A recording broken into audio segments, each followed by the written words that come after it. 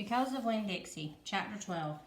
Me and Winn-Dixie got to Gertrude's Pets so early for my first day of work that the closed sign was still in the window. But when I pushed on the door, it swung open, so we went on inside. I was about to call out to Otis that we were there, but then I heard music. It was the prettiest music I have ever heard in my life. I looked around to see where it was coming from, and that's when I noticed that all the animals were out of their cages.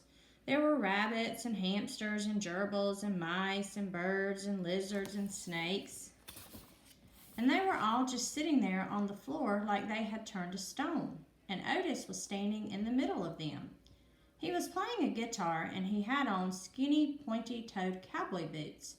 And he was tapping them while he was playing the music. His eyes were closed and he was smiling.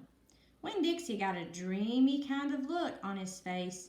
He smiled really hard at Otis, and then he sneezed, and then his whiskers went all fuzzy. And then he sighed and kind of dropped to the floor with all the other animals. Just then, Gertrude caught sight of Winn-Dixie. "Dog," she croaked, and flew over and landed on his head. Otis looked up at me. He stopped playing his guitar, and the spell was broken. The rabbits stopped hopping, and the birds started flying, and the lizards started leaping, and the snakes started slithering. And Winn-Dixie started barking and chasing everything that was moving, and Otis shouted, "Help me!" For what seemed like a long time, me and Otis ran around trying to catch mice and gerbils and hamsters and snakes and lizards.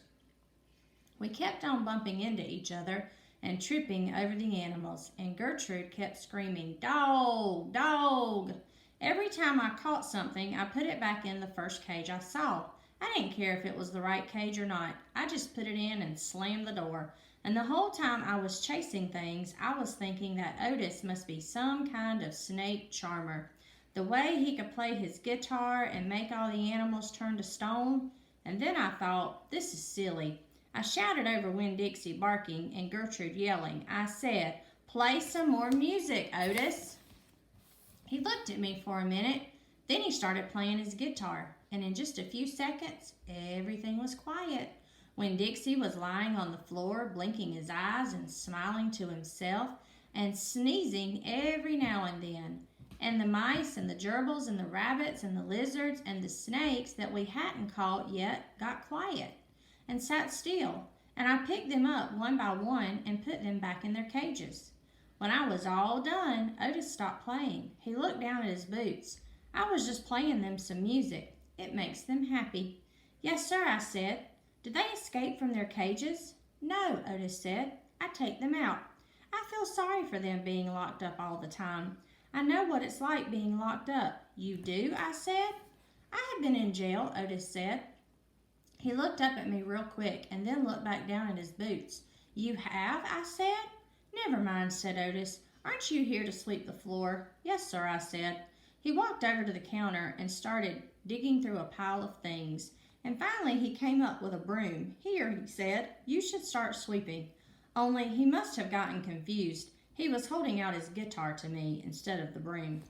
"With your guitar?" I asked. He blushed and handed me the broom, and I started to work. I am a good sweeper. I swept the whole store and then dusted some of the shelves. The whole time I worked, Winn-Dixie followed me, and Gertrude followed him, flying behind him and sitting on his head and his back and croaking real quiet to himself, "Dog, dog."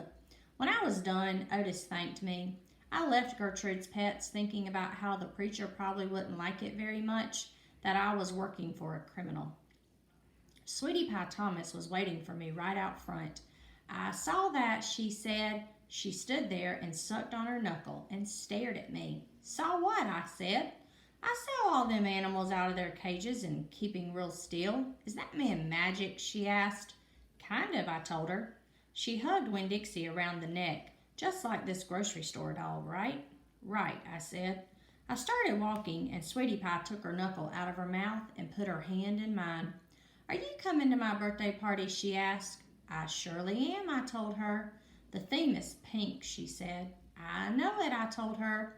"I gotta go," she said all of a sudden. "I gotta go home and tell my mama about what I saw. I live right down there in that yellow house. That's my mama on the porch. You see her? She's waving at you." I waved at the woman on the porch, and she waved back, and I watched Sweetie Pie run off to tell her mama about Otis being a magic man.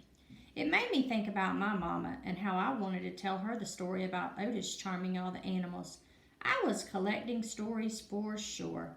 I would also tell her about Miss Franny and the bear, and about meeting Gloria Dump and believing for just a minute that she was a witch. I had a feeling that these were the kinds of stories my mama would like, the kind that would make her laugh out loud, the way the preacher said she liked to laugh.